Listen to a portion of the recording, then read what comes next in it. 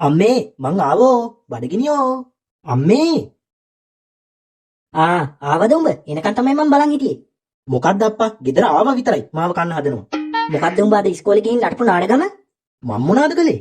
මොනාද කළේ නෙමෙයි, මට ප්‍රින්සිපල් කෝල් කරලා ඔක්කොම ටික කිව්වා. මොනාද අප්පා මේ කියවන්නේ? මොකද්ද උඹ අර නයන ටීචර් කළේ? අන්න ඒ ටීචර් ඉස්පිරිතාලේ. ඉස්පිරිතාලේ? ඔව් උඹ ටීචර්ට ගැහුවා කියන්නේ ඇත්තද? මං මොකුත් කළේ නෑ අනේ අම්මට පිස්සුද? ඉඳපන්කෝ, මම හෙට ටීචර් බලන්න යනවනේ. මම බලා ගන්නම්කෝ. අඩෝ මාටියෝ කියපන් මේ ඉක්මනට මෙහෙට වරින්කෝ. ඇයි බං මොකද්ද අවුල? ඒක මෙහෙම කියන්න බෑ බං ඉක්මනට වරින්කෝ. හරි ඉඳපන් මං ටක් ගාලා එන්නම්.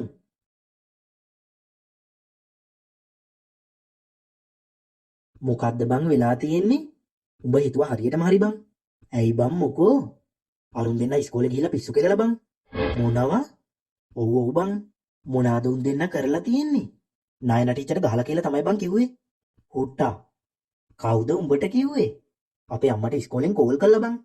නෑ නෙමෙයි බං ඔව්. දැන් ටීචර් ඉස්පිරිතාලේ නවත්තලාලු බං. අපි දැන් මොකද කරන්නේ බං? මොනා කරන්නද කියලා මට තේරෙන්නේ නෑ බං. මදැයි ඉස්කෝලේ යන්නේ නැතුව ගෙදර ඉන්න කියලා වැඩක් කරා. කෝ දැන් අරුන් දෙන්න? උන් දෙන්න ගබඩා කාමරේ. උඹ උන්ගෙන් අහලා බැලුවේ නැද්ද මොකද්ද උනේ කියලා? නෑ බං. මේ අපි කොයිකටත් උන් දෙන්නගෙන් අහලම බලමුකෝ. යමන්කෝ එහෙනම් මගේ ඔළුවත් එක්ක අවුල් වෙලා තියෙන්නේ බං. යමන්කෝ ටක් ගාලා. අඩේ මාටියෝ. ඇයි බං? උන් දෙන්න නෑ බං. මේ පිස්සු නම් කෙලින්න එපා හොඳේ. අර අනිත් කාමරෙත් පොඩ්ඩක් බලපන්කෝ. අඩේ මේකෙත් නෑ බං.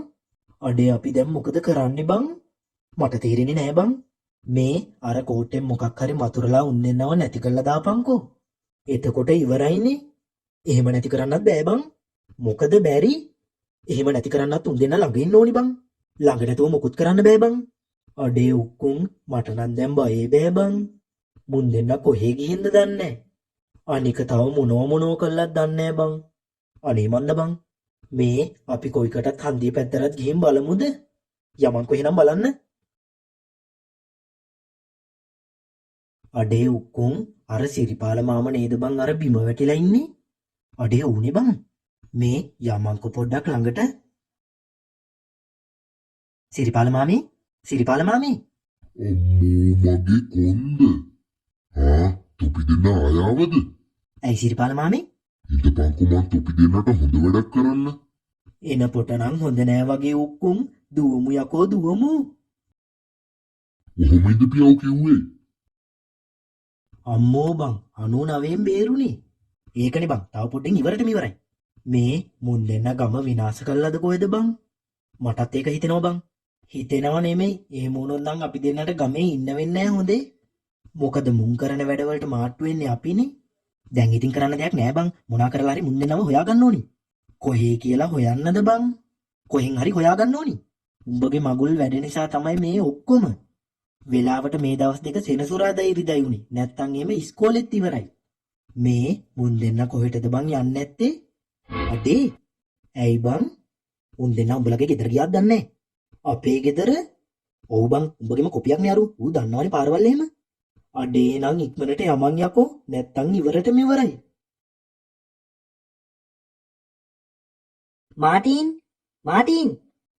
මාටින් කී පාරක් කතා කරාද මං කන් දෙක ඇහෙන්නේ නැද්ද?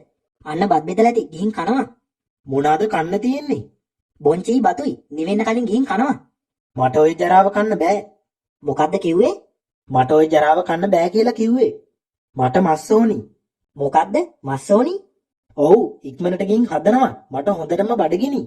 මොකද්ද තෝ කිව්වේ? බුදු අම්මෝ. මාටියෝ අන්න අම්මා බිම වැටිලා. අම්මේ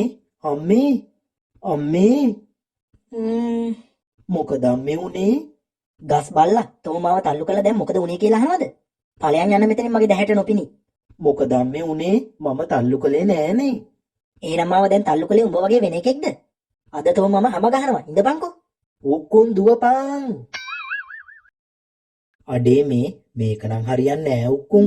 මුන් දෙන්න අපිව විනාශ කරනවා දවසින් දවස. බලපන් මං දැන් ගෙදර ගිහිනුත් ඉවරයිනේ. හරි හරි බං අපි මොන හරි කරමු. කරමු ගගා ඉඳපන්. එතකොට ඔක්කොම වෙලා තියෙයි. මේ ඒක නෙමෙයි. ඇයි බං? උඹට මතකද අපි දෙන්න එක සැරයක් අර කැලයක් මැද්දේ ගුරුන් වහන්සේ කෙනෙක් හම්බ වෙන්න ගියා. ඉතින් ඌට කියලා මොකක් හරි කරගන්න බැරි වෙයිද බං? මං හිතන්නේ නෑ බං ඌට පුළුවන් වෙයි කියලා.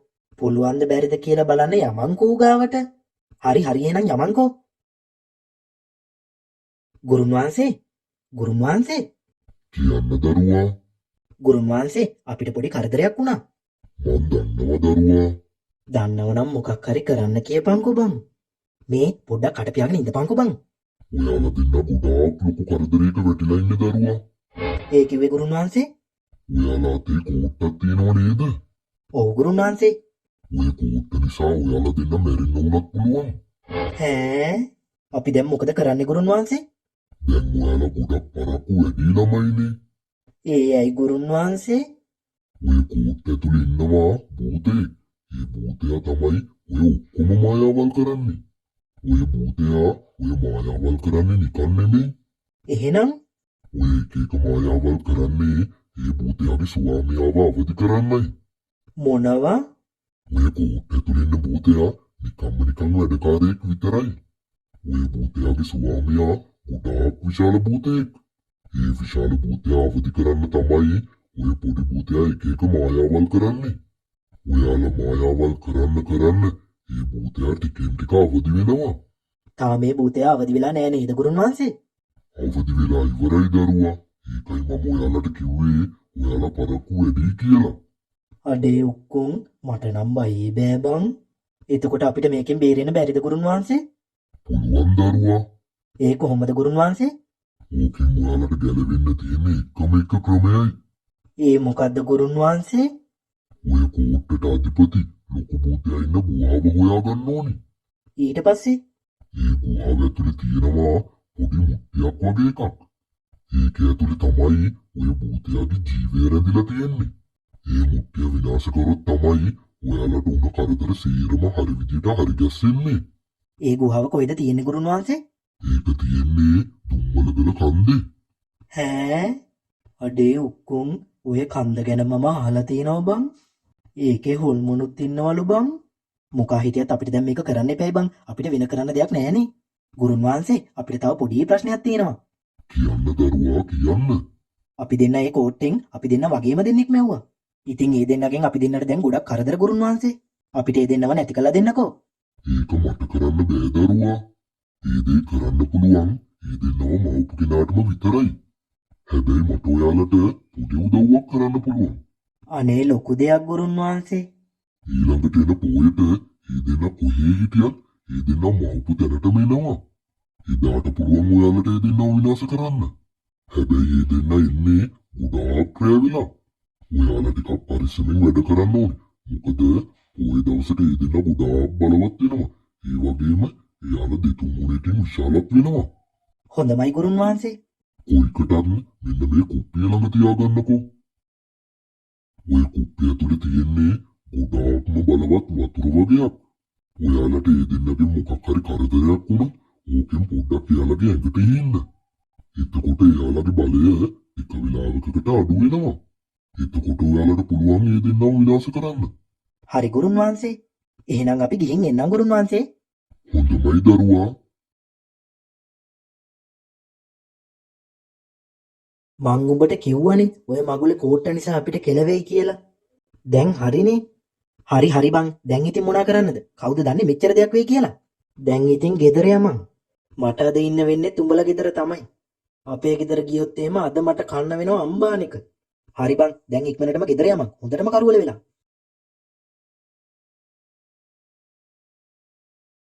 ඔක්කොම මොකද මේ රෑ වෙලා එළියට වෙලා කරන්නේ?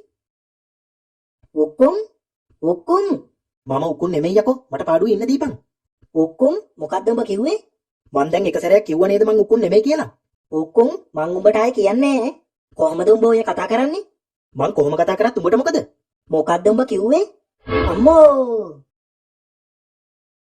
ඒ උකුන් අන්න අරුව අම්මව අල්ලගෙන. අම්මේ!